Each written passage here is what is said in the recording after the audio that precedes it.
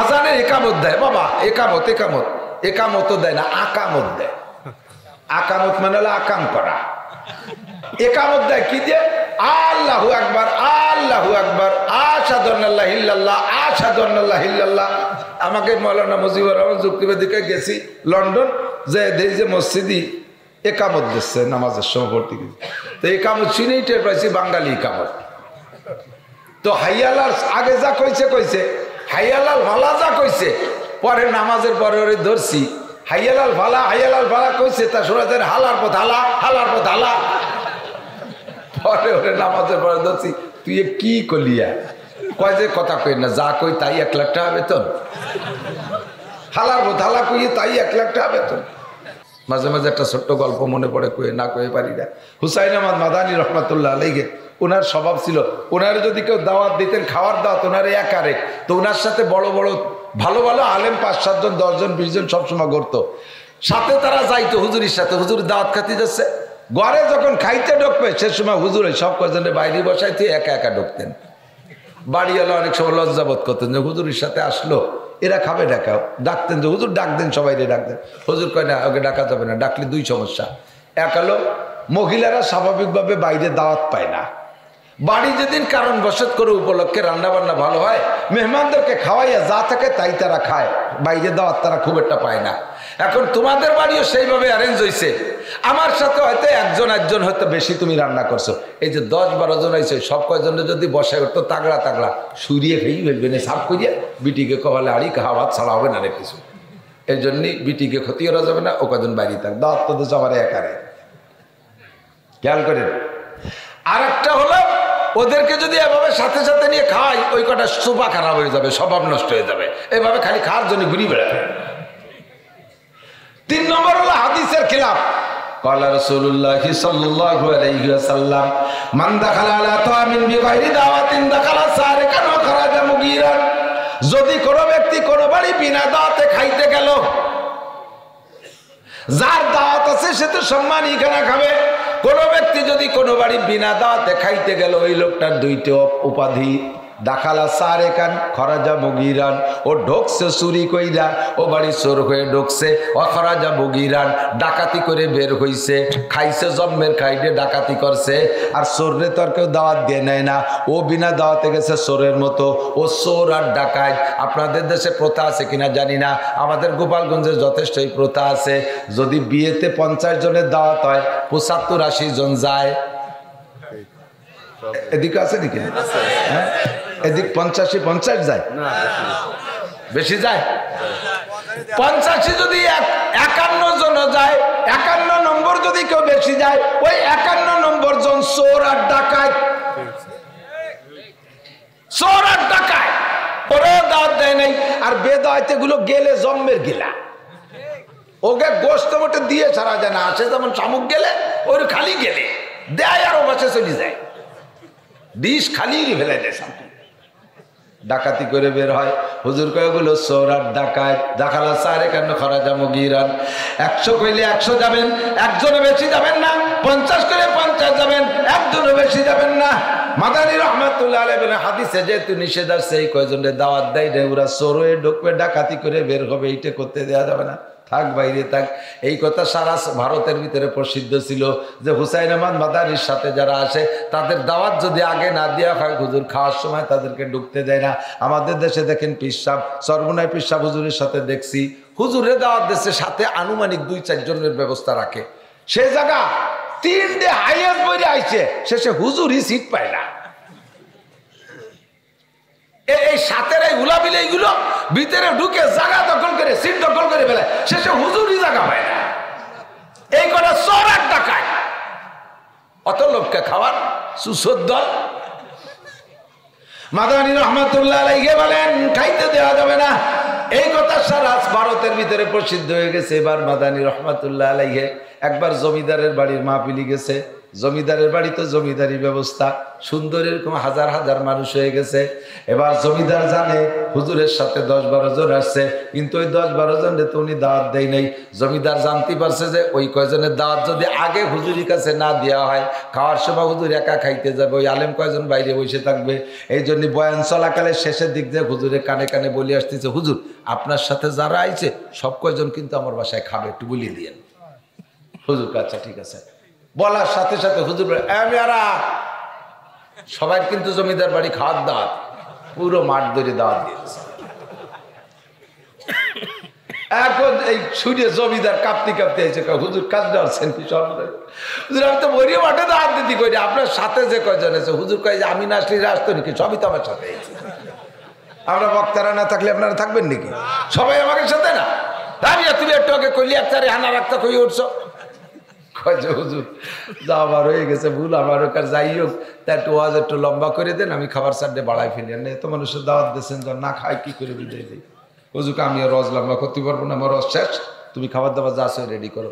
কয় হুজুর মাঠ ধরে দাওয়াত দিলেন, তাকে না খাওয়াই নিলি তো আর একটা বেশ যেতি, একটু সুযোগ দেন, আমি চাইতে খাবার বাড়াই, ডাইল একটু লম্বা রে ফেলে, মানে গরম পানি ঢেলে দিয়ে, আর যা আছে কোনো মতো এক ফুট বাদ দিতে পারি নাকি?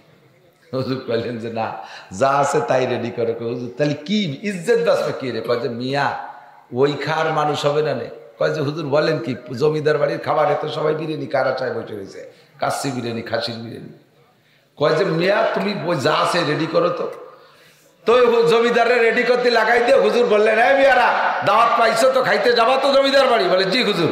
দাওয়াত খাওয়ার জন্য একটা শর্ত আছে, এক একজনের আমার দোয়া কুনুত শুনে শুনে এই পাশে দাঁড়াও, যে কজন দোয়া কুনুত শুনবা ওই কজন খাওয়া। 18, 19, 20 জন দোয়া কুনুত শুনেছে, এই পাশে দাঁড়াইছে, আর সব পিঠ ফিরে হাঁটতেছে, দোয়া কুনুত পারি না। জমিদার খুশিতে হাসতে হাসতে আসে, হুজুরি কি চালা দিলেন? হুজুরকে এসছে চিকেন চালানো রাখান আছে, ওই দিনটা চালা দিলি 20 ডিওটেক করে। সে চালন খানের নাম কি? কয় সেটা হলো জানাজার দোয়া। শোক সংবাদ, শোক সংবাদ, লাইন দিয়ে দাঁড়ায় গেছে। আমি বহুত জানি, ইমামতিত্ব করছি অনেকদিন কাল। জানাজার নামাজে গোসল ফরজ অবস্থায় দাঁড়ায় গেছে, ফরজ গোসল যে করে আসতে হবে এ গাদা তাও জানে না। আমি এক মসজিদের খতিব ছিলাম, মাইয়াতেটা মারা, মহল্লার মুসল্লিটা মারা গেছে, জানাজায় দাঁড়াইছি। তো এর মধ্যে কয়জন ওই পাশে বিড়ি খাইয়ে বিড়ি ফেলাই দিয়ে এসে দাঁড়ায় গেছে।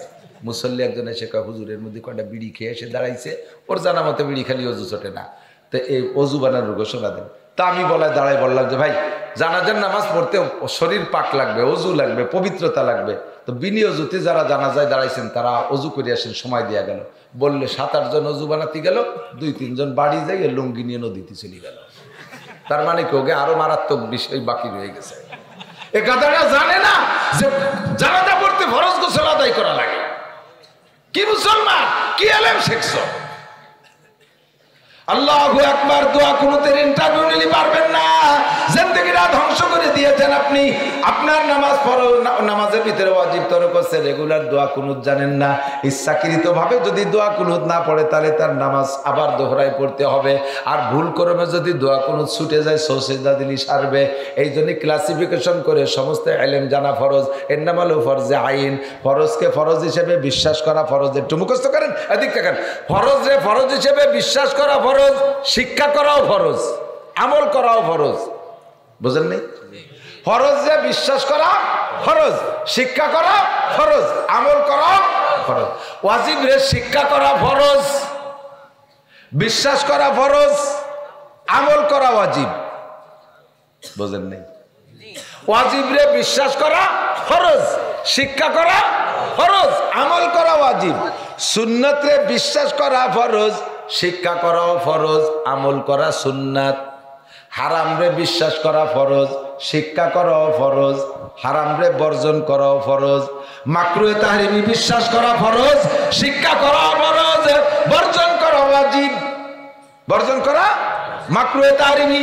এই ক্লাস করে করে আলাদা করে করে যদি আপনার জানা থাকে তাহলে সবার জায়গায় ঠিক মতো আমল করতে পারবেন। নইলে ছুটে গেছে একটা করে দেবেন, আর একটা ছুটে গেছে ফরজ দিয়ে দিলেন সৌসিদা হবে। আলাদা আলাদা করে আমল করতে হলে আলাদা আলাদা করে ক্লাস করে। উদাহরণ বলি মাঝে মাঝে, এদিক তাকান। আপনারা যারা আগের থেকে যোগাযোগ করে আত্মীয় স্বজনের মধ্যে বিয়ে শাদী করছেন তাদের বাড়ি একটা সমস্যা হয় না, মামাতো বোন বিয়ে হচ্ছেন, খালাতো বোন বিয়ে হচ্ছেন, ফুফাতো বোন বিয়ে হচ্ছেন, ওই এলাকার সবাই চেনা জানা আছে কি ডাকি হয়। কিন্তু নতুন এলাকায় রায়বার গটকারি করে আপনারা বিয়ে দিচ্ছে, সেই এলাকায় জীবনে কোনো দিন যান নাই, ওই এলাকার সবাইকে কেমন তা তো আপনার জানা নাই। তো বিয়ের দিন মেয়ে দেওয়ার দিন যে দেখে আসেন, বিয়ের দিন বিয়ে করে নিয়েছেন, পরে ফিরে নির্দিন আমাকে দিকে মেলা নেই, হ্যাঁ 2 দিন 3 দিন পর ফিরে যায় না, সেই দিন যাইয়ে জামাই 2-3 দিন বেড়ায়। এখন সেই সময় আত্মীয় স্বজন সকলের সাথে একটা পরিচয় পিন্ডে টিন্ডে হয়, এগুলো হয়। এখন ওই বাড়ি যাওয়ার পরে দুলোভাই জামাই গেছে শ্বশুর বাড়ি, আর ওই বাড়ি যাইয়া ওর নিজের একটা যোগ্যতা বলে ক্লাসিফিকেশন করে নিয়েছে যে এই সাইজের গুলো আমার এই হতে পারে, এই সাইজের গুলো এই হতে পারে, এই সাইজের গুলো এতে। একেবারে দাড়ি পা বুড়ো যারা তারা দাদা শ্বশুর, আর মাঝারি আধা ফাঁকা আধা কাঁচা চাইলনিগুলো এইগুলো চাচা শ্বশুর হবে, আর 15, 16, 18 বছরের ছেলেরা এরা হবে শালা, আর কায়দা মতো বুড়িগুলো হবে দাদি শাশুড়ি নানি শাশুড়ি, মাঝারি বয়সের গুলো চাচি শ্বশুর চাচি শাশুড়ি টাশুড়ি হবে, আর 15, 16, 14, 13 এরা হবে সব শালি। কিন্তু ওর যে জানা নাই এই 15, 16 বছরে কিছু চাচা শ্বশুর বেঁচে যায়, এরকম তাই না? আর 14, 15, 16 বছরে কিছু খালা শাশুড়ি বুবু শাশুড়ি থেকে যায়। এখন উনি গেছে শ্বশুর বাড়ি, শালিরাই আর কি হতেছে, তার ভিতরে 2টি ফুবু শাশুড়ি বেঁচে গেছে, দাম আসছে শালিকে, শালি কটা দৌড়ে সারিয়ে ফুবু শাশুড়ির উন্না হাতে ফেঁচাই গেছে, কাটিয়ে নিয়ে গেছে। মানসি কি কবে, আর আল্লাহ কালামুল্লাহ যাওয়াই আসতে কামাল, বিশ্ববিখ্যাত দামরা, সে ফুবু শাশুড়ির উন্না কাটিয়ে নিয়ে গেছে। ও তো ফুবু শাশুড়ির উন্না কাটে না, ও তো কাটছে শালির উন্না, সেটা যে ফুবু শাশুড়ি তা তো জানে না। কাজে এই বাড়ি যে যদি বুদ্ধিমান জামাই আর ভদ্র জামাইয়ের পরিচয় দিতে আগে আপনার ক্লাস করতে হবে। শাশুড়িকে বলতে হবে, আম্মা মহিলাদের মধ্যে কে আমার কি হয় আমার একটু পড়াই দেন, এই কটা ফরজ, এই কটা ওয়াজিব, এই কটা সুন্নত আমার শিখাই দেন, কি ডাকি হয়। শ্বশুরে বলবেন, আব্বা চলেন মহল্লায় একটা গুল্লি দিয়ে আসি, কারা আমার কি হয় একটু চিনাই দেন, যাতে সম্বোধন করতে সুবিধা হয়। আবার এর কি করতে জাগা মতো এর কি পড়ে কতক্ষণ। ওই বাড়িতে বুদ্ধিমান জামাইয়ের পরিচয় দিতে হলে তোমাকে ক্লাস করা লাগবে, নইলে তুমি আবাল জামাই সাজবা। কিয়ামতের ময়দানে আল্লাহ পাকের কাছে পাক্কা মুসল্লি হিসেবে, অরিজিনাল বান্দা হিসেবে জান্নাতে যাইতে হলে তোমাকে এরকম পরিচয় দুনিয়ার থেকে আগে একটু ক্লাস করে জানতে হবে। নামাজের মধ্যে কোনটা ফরজ, কোনটা ওয়াজিব, কোনটা সুন্নাত। নামাজের ভিতরে ইমাম সাহেব সৌসিদা দিয়েছে, এখন মুসল্লি একজন কয়, হুজুর এই কি এলেন এরম তো দেই নেই কোনোদিন, নামাজ পড়া শুরু করিয়ে এ কোন সেজদা, কয় যে এর নাম সৌসিদা, দ্বিতীয় কেন, কয় নামাজে ভুল হয়ে গেলি সৌসিদা। ইমাম সাহেব শটে মেরি দিয়েছে, ওরে আর অত ব্যাখ্যা দিয়ে বুঝেনি, নামাজে ভুল হয়ে গেলি সৌসিদা দিলি সাক্ষী হয়। এখন কয়েকদিন পর ওই মুসল্লি মসজিদের মধ্যে সৌসিদা একটা দেশে ইমাম দিয়ে বেলাইছে, এ তুই সৌসিদা দিলি, হ্যাঁ ভুল হলো, খালি আপনাকে ভুল সৌসিদায় সারে, আমাকে বলতে সারে না। আরে সারে তো কি ভুল করছিস তা কবি না, কয় যে নামাজে দাঁড়ায় মনে হয়ে দিয়ে যে অজু নেই, পরে সৌসিদা দিয়ে সারিয়ে দিছি। তো সব ভুল কি সৌসিদা সারে নাকি? অজু নেই না তো সৌসিদা সারবে না। কতক্ষণ নামাজ ভাঙ্গার কারণ 19টা, আর একটা খেয়াল আজকে মশালাই কব এসে গেছে, যেহেতু কষ্ট হচ্ছে নাকি? আমার কষ্ট হচ্ছে, আমি রাত 11টার নামাজ করতে পারি না, 10 মিনিট রাতে নিয়ে শুরু হচ্ছে, তা আবার বেশি হয়ে গেছে 40 মিনিট। আর কয়টা মশালা করে শেষ করে দেবো, দোয়া করব। যেই ওয়াজের কারণে ফজরের নামাজ ছুটে যায়, সেই ওয়াজের 1 পয়সারও বরকত নাই, কোনো ফায়দা নাই। বিশ্ব ইস্তেমার মাঠের মতো বাংলাদেশে কি অত বড় ওয়াজের মাঠ আর আছে নাকি? 2 মার্চ চরমনাইয়ের ময়দান, ঠিক না? যারা চরমনায় যান তারা কন ওদিন কি রাত 1টা 2টা পর্যন্ত ওয়াজ হয় চরমনাইয়ের মাঠে? বিশ্ব ইস্তেমার মাঠে রাত 8টা 9টা 10টার পরে আর ওয়াজ হয় না, সব এখন ঘুমাই গেছে। উঠে শেষ রাত্রে তাহাজ্জুদ পড়বে, ফজরের নামাজ পড়বে। কাজেই ওই 2 মাহফিলের বরকত সারা বাংলাদেশ, সারা পৃথিবী ঘুরে ছড়াই পড়ছে। আর আমাকে মাঠ পানিয়ম মাঠ এখন ছাড়িয়ে দেবো রাত 1টায়, খেয়ে দিয়ে সত্যি 2টা, বেলা 9টার সময় ঘুমাতে উঠবে, ফজরের নামাজ পড়বে না। এই জন্য এই মাহফিলের কোনো ফলাফল ভালো পাচ্ছি না। টাইম মতো ছেড়ে দেবো, সময় মতো যে ঘুমাবেন। আমি বাড়ি যাই রাত 1টা 2টা 3টেও বাজে যায়, কোনোদিন যাই না, যদি যাই গভীর রাত হয়ে যায়। এরপরে আর ফজর পর্যন্ত ঘুমাই না, যে ঘুমাই গেলে আর উঠতে পারবো না। ফজরের নামাজ পড়ি একবার, আবার তো দিনই প্রোগ্রাম আছে। এই জন্যই গভীর রাত মাহফিলে করা আদৌ ঠিক না। ওলামাই কিরাম টাইমকে খুব সুন্দরভাবে বন্টন করবেন। আমি ফরমে লিখে দিচ্ছি 9:30 আমার স্টেজ দিতে হবে। আমি আল্লাহর রহমতে আমি সব জায়গায় আগে থাকি, আমি পিছিয়ে পড়ি না কোথাও। 9:30টার আগে আইসি, আমারে বসায় রাখছে এখানে। মাত্র আমার টাইম হলে 11টা পর্যন্ত, 11টা বাজতে 11 মিনিট বাই থাকতে আমার স্টেজ দিয়েছে। দরকার ছিল হলে 11 মিনিট কইয়ে থামিয়ে যাও, কিন্তু আপনাকেও দোষ আছে, একটু মানুষ উঠতেছেন না, এই জন্য আমি ছাড়তে পারতেছি না। উঠে আটা দিলি আমি ছাড়িয়ে দিতে পারি। নামাজ ভাঙ্গার কারণ 19টি, কয়টি? নামাজ ওয়ার গুলোনের চাইতে ভাঙ্গার যে কারণগুলো, এইগুলো জানা দরকার বেশি। কতক্ষণ নামাজের মধ্যে অশুদ্ধ পড়া, সেটা তো বলছি। তাহলে আজকে থেকে প্রতিজ্ঞা, অশুদ্ধ পড়লে নামাজ হয় না বিদায়, আর শুদ্ধ করে পড়া শেখার বয়স নাই মনে করে কি নামাজ ছেড়ে দেবো না শুদ্ধ করে পড়া শিখবো? চেষ্টা করব, একটু চেষ্টা করব। কেমন চেষ্টা? কত চেষ্টা হচ্ছে, হয় না। এই নাকি কত চেষ্টা আছেন? কত ম্যাট্রিক পাস করতে 10 বছর চেষ্টা আছেন। আপনি কি কোরআন শরীফ পড়তে 10 বছর চেষ্টা আছেন? মানে গেছিলাম 2 দিন মক্তবে, তা মনে থাকে না, হয়ে গেল 2 দিনই কোরআন শরীফ পড়ার চেষ্টা শেষ। সাবধান হয়ে যায়, নামাজ জিন্দগি ভরে শেষ করতেছেন। মা বোনরা সতর্ক হন। আল্লাহ 2 নম্বর নামাজ ভাঙ্গার কারণ, নামাজ ভাঙ্গার 2 নম্বর আর একটা কারণ হলো আমলে কাসির। কি বলেন? আপনি কিতাবের ভাষায় পাবেন আমলে কাসির। এই আমলে কাসির কারে কয় তা জানেন না। আমলে কাসির বলে নামাজের ভিতরে নামাজের যে কাজ তা বাদ দিয়ে অন্য কাজ 2 হাত দিয়ে করা, অন্য কাজ 2 হাত দিয়ে করা, অথবা 1 হাত দিয়ে একটা ফরজ আদায় করার ভিতরে একাধিক 3 বার করা, এটা আমলে কাসির। অথবা একটা কাজ একবার করতে যাইয়ে টাইম ব্যবহার করা, সুবহান রাব্বিল আযীম, সুবহান রাব্বিল আযীম, সুবহান রাব্বিল আযীম, এই যে টাইম লাগছে একটা কাজ একাত দিয়ে করতে, যে যদি এতক্ষণ সময় লাগায় ফেলেন তাতে নামাজ বাতিল হয়ে যায়। কথাটা ভালো করে বোঝার জন্য একটা উদাহরণ বলি। আপনার পকেটে মোবাইল বাজিয়ে উঠছে, এখন এই মোবাইল বন্ধ না করলে তো মোবাইলে মুমতাজের গান গায় আর ইমাম সাহেব সূরা ফাতিহার গান গায়, 2 গান তো আর একসাথে শোনা যাবে না। ইমামেরটা ঠিক থাকবে, আপনারটা বন্ধ হতে, মোবাইল বন্ধ করা আপনার জন্য অনুমতি আছে। এখন মোবাইল দিয়ে আপনি 1 হাত দিয়ে বন্ধ করবেন, 2 হাত দিয়ে না। 1 হাত দিয়ে বন্ধ করতে আবার একটা ফরজ আদায় করার ভিতরে, নামাজের ভিতরে 4টে ফরজ আছে, ভিতরের ফরজ দাঁড়ানোর পরে 4টে ফরজ আছে, কিরাত পড়া, রুকু করা, সিজদা করা, শেষ বৈঠক। এর এক একটা ফরজ আদায় করার ভিতরে আপনি মোবাইলে 2 বার বন্ধ করতে পারবেন। কিরাত চলতেছে, ইমাম সাহেব কিরাত পড়তেছে বা আপনি কিরাত পড়তেছেন, এর মধ্যে মোবাইল বাজি উঠছে, উঠাইয়ে একবার বন্ধ করে টপ করে রেখে দিচ্ছেন। রুকুতে যাওয়ার আগে আবার বাজি উঠছে। পাশে কথা কয় কারা? পাশে কথা কয় কারা? খুব জরুরি মাসালা, খেয়াল করতে হবে। এবার রুকুতে যাওয়ার আগে আবার বাজি উঠছে, আবার আপনি উঠে বন্ধ করছেন, খুব তাড়াতাড়ি বন্ধ করে রেখে দিচ্ছেন। 3 নম্বর বার রুকুতে যাওয়ার আগে আবার বাজি উঠছে, এবার আর বন্ধ করতে পারবেন না, একাদ্যলীয় পারবেন না।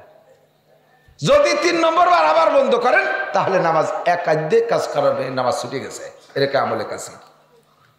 রুকুতে যাওয়ার পরে বাজি উঠছে, তখন আবার বন্ধ করতে পারবেন, 1 বার 2 বার পারবেন। রুকুতে উঠার আগে 3 বার বন্ধ করতে পারবেন না। সিজদায় গেছেন, সে জায়গায় মোবাইল বাজি উঠছে, ওই 1 হাত দিয়ে 2 বার বন্ধ করতে পারবেন। সিজদার ভিতরেও 1 হাত দিয়ে সিজদা ধরে রাখছেন, 1 হাত দিয়ে বন্ধ করছেন। নামাজের পবিত্রতা, মসজিদের পবিত্রতা রক্ষার্থে আপনাকে অনুমতি দিয়ে গেছে। কথা কি বোঝা গেছে? কিন্তু একবার বন্ধ হতে যায়, সেই প্যান্টের জিন্সের প্যাকেটেই পিছনে ছিল, টাই নিয়ে বাইরতি ইমাম সাহেব কিরাত শেষ করিয়া রুকুতি চলে, সে সাতামাটে বাইরে এরা 12 হয়েছে তো তার বাটন খুঁজে পাচ্ছে না, মাঝে মাঝে করেছে দূর কি এলো, এই একবার এই শেষ হেপাদে আগা সারা, একবার বন্ধুত্ব নামাজ শেষ। কথা হাসে উড়াই দিয়ে নামাজ সালা শেখেন। সমস্যা হয় কি হয় না? হয় না? আমি বুঝার তাকিদে, মনে রাখার সুবাদে আমি আমার ভাষায় আমি এভাবে বলি। এবার নামাজের ভিতরে কোন কাজ, ছোট্ট একটা কাজও যদি 2 হাত দিয়ে করেন অল্প সময়ের ভিতরে, তাও নামাজ বাতিল হয়ে গেছে। টুপি পড়ে গেছে, 2 হাত দিয়ে উঠে তাড়াতাড়ি ধরে বসছেন, 2 হাত দিয়ে টুপি ধরছেন, নামাজ বাতিল। টুপি পড়ে যাক, টুপি ছাড়া নামাজ হয়, কাজেই টুপিটা নিয়ে অত চিন্তা করার দরকার নেই। কিন্তু লুঙ্গি খুলে গেছে, এবার কে লুঙ্গি আর নামাজের মধ্যে সতর খুলে ল্যাংটা হইতে নামাজ হবে না, তাহলে এ জায়গা 2 ঝামেলা হয়ে গেছে। ওদিকে লুঙ্গি 1 হাত দিয়ে ভরা যায় না, 2 হাত দিয়ে ভরতে গেলে আমলে কাসির হয়ে যায়, নামাজ ছুটে যায়। আবার লুঙ্গি না ভরলেও ছুটে গেলে ল্যাংটা হয়ে যায়, তাতে হয় না। তাই এবার কে হবে? তাহলে আপনি এসে ভরাই দিয়ে এ জায়গার সমাধান হলো, এদিক তাকান, 4 রিকাত নামাজ, 2 রিকাতের পরে, কথার কথা 2 রিকাতের পরে আপনার লুঙ্গি খুলে গেছে। এখন আপনার সমাধান তো, লুঙ্গি ল্যাংটা যদি পরেন 2 হাত দিয়ে, তাহলে শুধু হলো নামাজ ভাঙবে। আর যদি লুঙ্গি ছেড়ে দেন নামাজ ছুটে যাওয়ার ভয়তে, তাহলে তো সতর খুললি নামাজও ছুটবে, পাশাপাশি আশেপাশে যারা আছে তাকে হাসতে হাসতে তো যান বার হয়ে যাবে, পুরো মসজিদ নষ্ট হয়ে যাবে, ঠিক না? কাজেই আপনি এ জায়গায় নামাজটা ছেড়ে দেন, নামাজ ছেড়ে দিয়ে 2 হাত দিয়ে লুঙ্গি সুন্দর করে পড়ে নামাজ ছুটে গেছে টোটাল। আগে যে 2 রিকাত পড়ছেন, ও 2 রিকাত বাতিল হয়ে গেছে। এবার আবার আল্লাহু আকবার শুরু করে শেষে ইমামের পিছনে পাইছেন 2 রাকাত, ইমাম সালাম ফিরানোর পরে উঠে আর 2 রাকাত পড়ে নেবেন। ঠিক আছে? আপনার মোবাইল ওইরকম 2 রাকাতের পরে যাইয়া ওই ঝামেলা বাঁধাইছে, মোবাইল ইমোটে ছাড়তেছে না, যে ফোন দিচ্ছে সে দিয়েই যাচ্ছে। মসজিদে বুড়ো বুড়ো মুসল্লিকে তো মিজাজ খারাপ হয়ে, তাকে পকেটে মোবাইল নেই, তারা ওই সানার মধ্যে বক্সিং রেডি হচ্ছে, সালাম ফিরে মোবাইল যে হিন্দি যায় সে হিন্দি দেবো, বাংলায়ও কই ওঠে 2-1 মাঝে, এই হিন্দি দেবো হিন্দি দেবো, যা যা কোয়া যায়। এখন এই ভয়তে এখন মোবাইল তো বন্ধ করতে হবে, কিন্তু একবার এভাবে পারলেন না, 3-4 বার বিরক্ত করতেছে, তখন নামাজে পুরো ছেড়ে দিয়ে মোবাইলটাকে বিলকুল বন্ধ করে থুইয়ে আবার শুরু করবেন।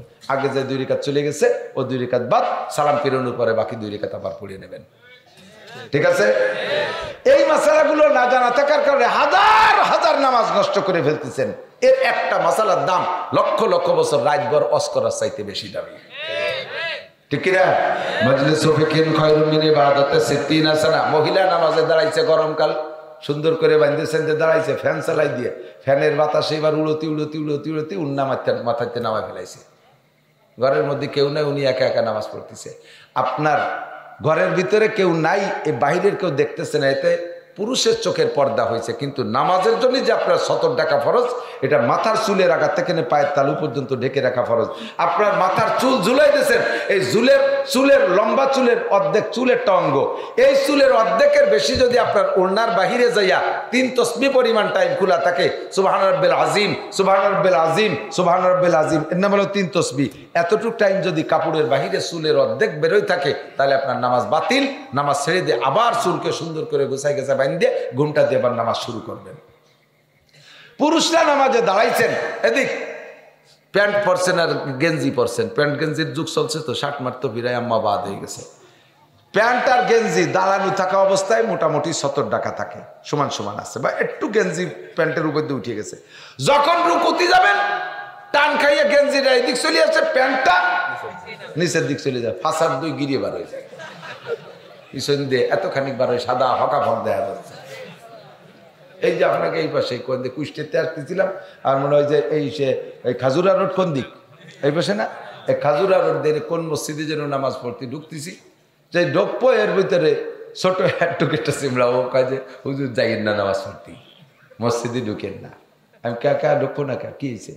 কয় যে না যাইয়েন না। আমি কি হয়েছে, কি কয় যাই দেন হুজুর, রুকু দেবো না ওর ভাষা দেখবো। ওই ছোট সিমলা কাছে একজন রুকু দিচ্ছে, সে এর ভাষার গিরে গুড়ি সব বানাই গেছে, কয় যে রুকু দেবো না ওর ভাষা দেখবো। আমি যাইয়েন না, সত্যি এক নজর দেখে সে আসতে আসতে বেরিয়ে চলে গেছে, তো ঠিকই কইছে, রুকু দেবো না। এই কাপড় এদিক থাকেন, পুরুষের 70 টাকা ফরজ, মাথায় টুপি নাই, নামাজ হবে। গায়ে জামা নাই, গেঞ্জি নাই, তাও নামাজ হবে। হাঁটুর নিচে কিছু নাই, তাও নামাজ হবে। নাভির উপর থেকে হাঁটুর নিচ পর্যন্ত এইটুকু হলো সত্রে গলিজ, এইটুকু হলো মূল ফরজ। এটা যদি আপনি একটা 3 কোয়ার্টার প্যান্টও পরেন, তো আপনার নামাজ কিন্তু ফরজ আদায় হয়ে যাবে। পোশাকের যে সুন্নত ছিল সেই সুন্নত তরকের গুনাহ হতে পারে, কিন্তু নামাজের ফরজ আদায় হয়ে যাবে। 70 টাকা যে ফরজ, এটা আদায় হয়েছে। সেকেন্ড গামছা পরছেন, বাস হয়ে গেছে। কিন্তু এই নাভির নিচে যদি আপনার কাপড় নেমে যায়, আর এ পাশকার ও পাশকার, এ পাশকার এ পাশক, পুরো নাভির উপরে এপাশ ওপাশ সম্পূর্ণ ঘিরে রাখা হাঁটুর নিচ পর্যন্ত ফরজ। আপনি যখন রুকুতে গেছেন, পিছন দিয়ে 4 আঙ্গুল খুলে গেছে, বাস। আর মাইপিয়ে জুপিয়ে আপনি ন্যাংটা হয়ে রয়েছেন। রুকুতি যে সুবহান রাব্বিল আযীম, সুবহান রাব্বিল আযীম, সুবহান রাব্বিল আযীম, 3 তসবিহ পরিমাণ কাপড় সতর খোলা রয়েছে। শয়তান কই তো তুই ভর্তি থাক, আমি আর একটা ল্যাংটা দিয়ে আসি, ও চলে গেছে আর একজনের দ্বারা। এই যে যে সমস্যাগুলো জানা দরকার আছে না নাই? কোথায় জানবেন? ওয়াজের ভিতরে আমরা এগুলো বলি না, বক্তারা এগুলো ওয়াজ করেই না। এই সমস্ত ওয়াজে বক্তাকে ভাইরাল হয় না। আমার ভাইরালের দরকার নাই, বুড়ো হয়ে গেছে, আর ভাইরালের দরকার নাই। মুসলমানরা যদি 2-4 জায়গা সমাধান করে দিয়ে যেতে পারি, কমপক্ষে এই ঝামেলার থেকে তো বেঁচে যেতে পারে। আপনি নামাজ পড়তেছেন, এদিক তাকান। এই গত রাত্রে আগের রাত্রে আমার এলাকার মাহফিল ছিল, তো এক খবর পাইলাম, আমি বাসার থেকে এখনো বেরোয়নি, ও জায়গায় একটা অ্যাক্সিডেন্ট হয়েছে। ঢাকার থেকে এক বক্তা আসছে, মুসাফির বক্তা ঢাকাতে আসছে, তো গোপালগঞ্জ মুসাফির হয়ে গেছে। মুসাফিরের মশালা শুনে নেন। বাড়ির থেকে বেরোয় আরেকটা মশালা এসে গেল। আপনি বাড়ির থেকে বেরোইয়া দূরে কিলোমিটার, এখন তো গুগলের যুগ আসছে, যদি গুগল বোঝেন তো ভালো, না বুঝলে আগের জানা অবস্থায় মাইল হিসেবে 1760 গজে যে মাইল ছিল, আগের মাইল হিসেবে 48 মাইল দূরে যদি কোথাও যান, আর কিলোমিটার হিসেবে 78 কিলো। কত কিলো? বাড়ির থেকে বেরোইয়া 78 কিলো যদি দূরে কোথাও যান, সর্বনিম্ন 78 কিলো বা তার চাইতে বেশি যান, আর সেই এলাকায় যাইয়ে আপনি 14 দিন বা তার চেয়ে কম থাকার নিয়ত থাকে, তাহলে এই কয়দিন আপনি বাড়ির থেকে বেরোয় নিজ ঈদগার মহল্লা থেকে বেরোয় যাওয়ার পরের থেকে আপনি মুসাফির। আপনাদের ঈদগাহ কোথায়? ধরে নিন সর্বোচ্চ আপনার ইউনিয়ন, আপনার ইউনিয়নেতে বেরোইয়া মাগুরা যার সাথে সাথে আপনি মুসাফির হয়ে গেছেন।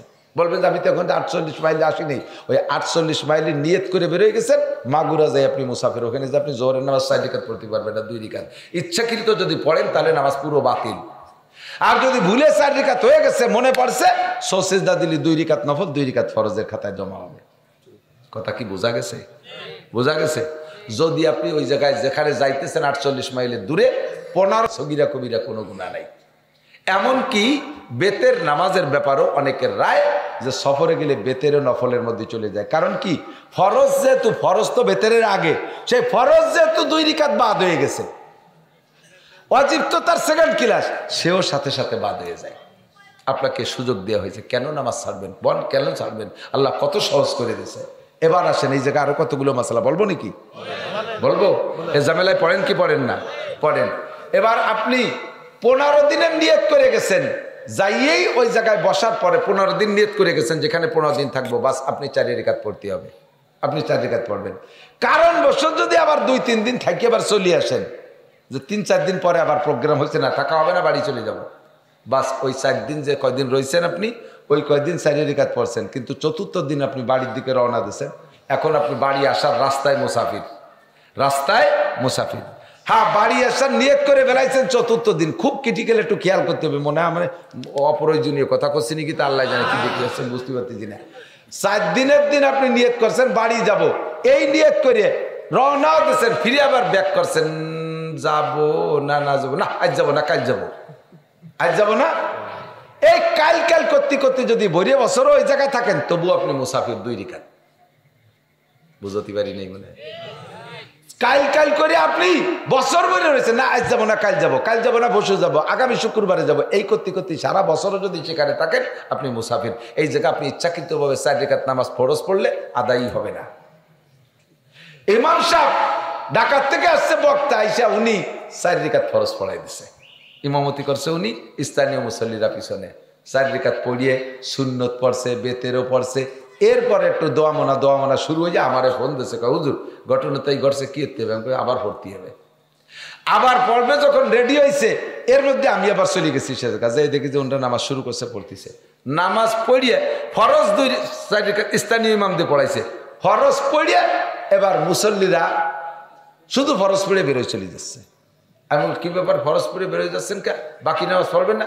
কে আগে পড়ছি না, ওই আগে যখন 4 রাকাত পড়ছিল সেই সময় বাকি সুন্নতার বেতের পড়ছে, এই জন্য আনার পড়বে না।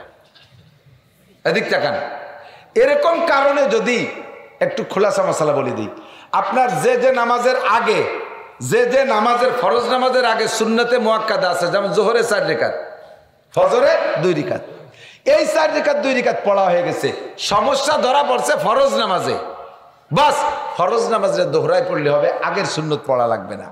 কিন্তু ফরজের পরে যেই নামাজের ফরজের পরে সুন্নত বা অন্য বেতের আছে, এই নামাজের ফরজ নামাজ যদি বাতিল হয়ে যায়, তাহলে ওই সাথে সাথে যে সুন্নতের বেতের পড়ছিলেন ও বাতিল হয়ে গেছে, ওটাও বাতিল। এই ফরজের সাথে আবার সবগুলো পড়তে হবে, কারণ এগুলো উক্ত আচার আগে পড়ে ফেলেছে। কথা কি বোঝা গেছে? এর একটা মাসালার দাম 60 লক্ষ বছর নফল ইবাদতের চাইতে বেশি। আর একটা মশালা না বলে পারি না, সেটাও বলে দিই। এদিক টাকা আপনি কোনটা আগে কব বুঝতে পারতেছি না, এইটাই কই যেটা নিয়ে বেশি ঝামেলা হয়।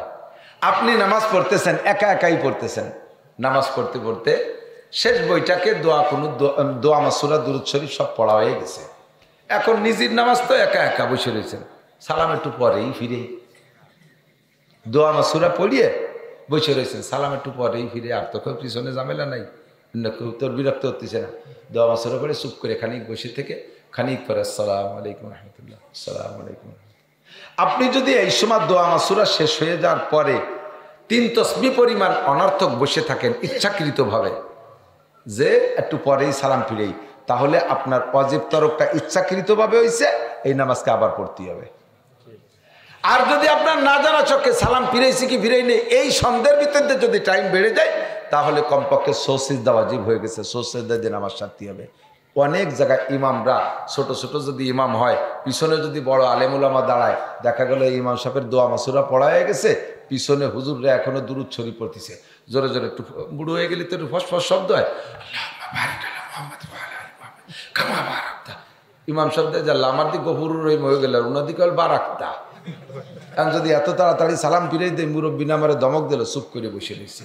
ওনাকে পড়া শেষ হোক, শেষে একসাথে সালাম ফিরে বানি। এই একসাথে সালাম ফিরে নেবে অপেক্ষা করে সবাই নিয়ে উনি চুপ করে বসে রয়েছে, পড়া শেষ হয়ে যাওয়ার পরে এই বসে থাকা যদি চুপ করে থাকে, সুবহান রাব্বিল আজিম, সুবহান রাব্বিল আজিম, সুবহান রাব্বিল আজিম, একটুক টাইম ইচ্ছা করে চুপ করে থাকে, তাহলে ইচ্ছা করে ওয়াজিব তরক করছে, এটা সিজদায় সারবে না। আর না জানার কারণে ভুল, আবার নামাজকে দোহরায় পড়তে হবে।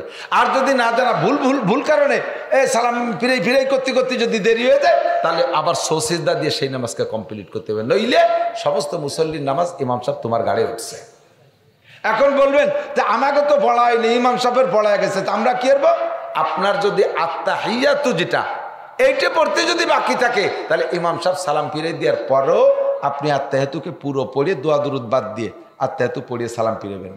আর যদি আপনার আত্তাহিয়াতু পড়া গেছে, দুরুদ শরীফ এক খাত পড়ছেন, এর মধ্যে ইমাম সাহেব সালাম ফিরে দিয়েছে, আপনার বাকিটুক পড়ার জন্য দেরি করলে আপনার আবার ওয়াজিব তরক হয়ে গেছে। ইমামের অনুসরণ করা ওয়াজিব, আপনি দেরি করতে পারবেন না, সাথে সাথে আপনি ইমামের সাথে সালাম ফিরে দেবেন।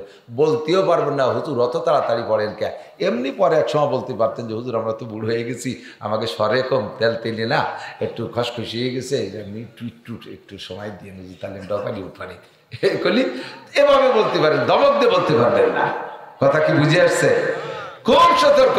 আরেকটা মশালা না বলে পারছি না, সূরা ফাতিহা পড়ছেন, এরপরে কোন সূরা পড়বেন ভাবতে টাইম চলে গেছে, সুবহান রাব্বিল আযীম, সুবহান রাব্বিল আযীম, সুবহান রাব্বিল আযীম, ওয়াজিব তরক হয়ে গেছে, সিজদা দিতে হবে। রুকুর থেকে উঠেই আবার সিজদায় চলে গেছেন, আপনি ওয়াজিব তরক করছেন, ইচ্ছাকৃতভাবে করছেন বিদায় নামাজ হয়নি, আবার নামাজ পড়তে হবে। যদি ভুল করবে উঠে দাঁড়াইয়ে দেরি না করে রুকুতি চলে যান, তাহলে সিজদা ওয়াজিব তরক করছেন, সিজদা দিলি সারবে। আপনি সোজা হয়ে দাঁড়াইয়া, একে বলে কওমা ওয়াজিব, উলামায়ে কিরামের কাছে শুনে দেখেন, কওমা জলসা, কওমা মানে পুরো টান হয়ে দাঁড়িয়ে কমপক্ষে কতটুক, সামি আল্লাহু লিমান হামিদা রব্বানা লাকাল হামদ, এই রব্বানা লাকাল হামদ বলা পর্যন্ত টান হয়ে দাঁড়ায় থাকতে হবে। আর আপনি উঠার সাথে দুটিয়ে মেরে দিয়েছেন, সামি আল্লাহু লিমান রব্বানা লাকাল হামদ, উঠে টান হওয়ার আগে দুটিয়েই সাফ করে ফেলাইছে। আপনার এই অনুমতি দেন, রব্বানা লাকাল হামদ টান হয়ে খায়। পারলে আর একটা দোয়া পড়বেন, হামদান কাসীরান তাইয়্যিবান মুবারাকান ফি, এতটুক টাইম দাঁড়ায় থাকবেন। এত ব্যস্ততা কে কি জন্য? বিড়িটি টান দিছে না, বিড়ির টানে দেরিয়ে পারতেছেন না। সিজদার থেকে উঠে সোজা হওয়ার আগে আবার সিজদায় চলে গিয়ে হুজুর বলেন এনকুরুকা রুকরাতুল গুরাব, এগুলো কাউর ঠোকের মতো, মোরগের ঠোকের মতো ঠুকায়, মোরগের ঠোকের মতো ঠুকায়, কাউর ঠোকের মতো ঠোক দেয়। এই নামাজের ভিতরে চুরি করে। সোজা হয়ে বসে আল্লাহু আকবার, আল্লাহুম্মা গফির লানা, আল্লাহুম্মা গফিরলি ওয়ারহামনি ওয়াহদিনি ওয়ারযুকনি ওয়াআফিনি। পারলে দোয়াটা পড়েন, না পারলে কমপক্ষে এতটুকু দোয়া পরিমাণ টান হয়ে বসে থাকেন। ইচ্ছাকৃতভাবে দ্রুত গতিতে সোজা হওয়ার আগে যদি সিজদায় চলে যান, আল্লাহর কসম আপনার নামাজ হয় নাই, ওই নামাজকে আবার পড়তে হবে। আর যদি ভুল ক্রমে চলে যান, সিজদা ওয়াজিব হয়ে গেছে, কমপক্ষে একটা না একটা হয়েই গেছে। কথা কি বোঝা গেছে? আমল করার তৌফিক দান করুন, বলেন আমিন। আল্লাহ তাআলা শরীয়তের বিধান জানার তৌফিক দান করুন, বলেন আমিন। আল্লাহু আকবার। ইয়ারফাইল্লাহুল লাযীনা আমানু মিনকুম ওয়াল্লাযীনা উতুল ইলমা দারাজাত। যে কথাগুলো বললাম এই কথাগুলো শিখবেন কার কাছ থেকে?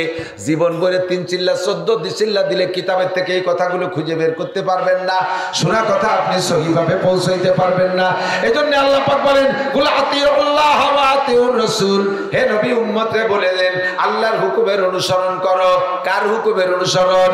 আল্লাহর হুকুমের অনুসরণ করো। ওয়া আতিউর রাসূল, আর রাসূলের হুকুমের অনুসরণ এবং তার কর্মের অনুকরণ। খেয়াল করেন, রাসূলের হুকুমের অনুসরণ এবং তার কর্মের অনুকরণ করো। হুজুর কয় সাল্লু কামা রাআইতুমুনি উসাল্লি, আমারে তোমরা নামাজ পড়ো, আমাকে নামাজ পড়তে দেখো।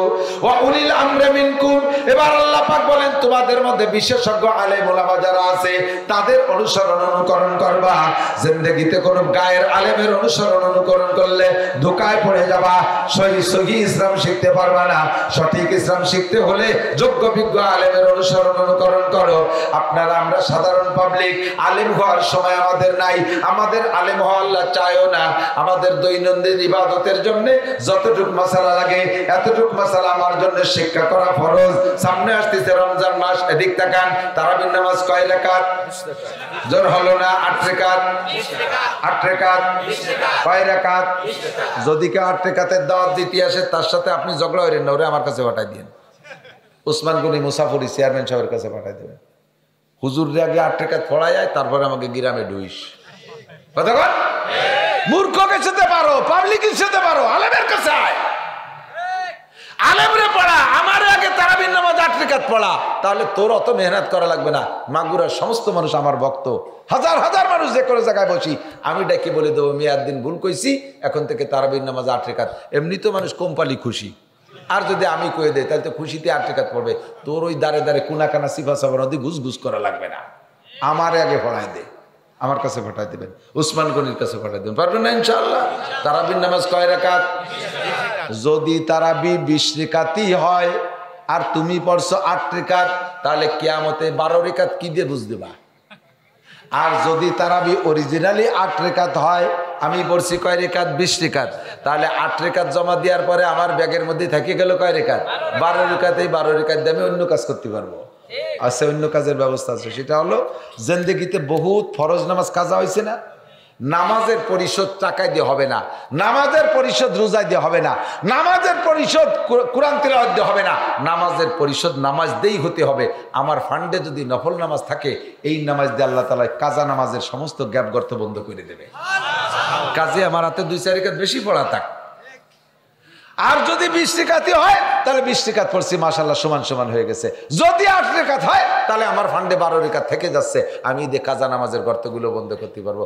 যদি 20 রাকাতে আর পড়াইছিস তুই 8 রাকাত, তোর বাপ দেবে আমারে 12 রাকাত। এই 12 রাকাত কম পড়লি কি করবো আমি?